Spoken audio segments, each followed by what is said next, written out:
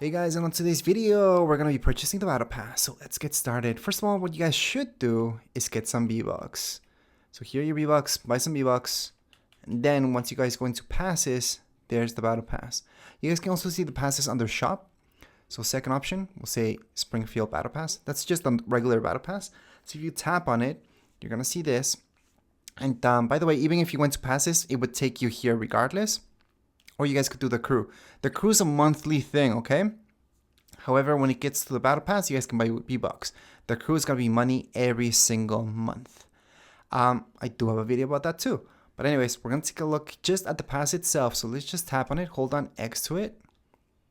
And by the way, if you guys are thinking about gifting the battle pass, you guys can gift it without having it yourselves.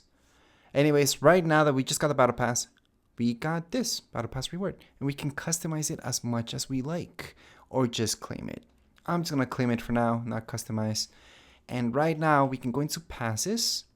Now that I have the battle pass, go right here, and we can just claim every single one from here. Okay, that we're missing. Same thing here. As long as you guys get to level 50, you guys are gonna be able to claim a ton of stuff.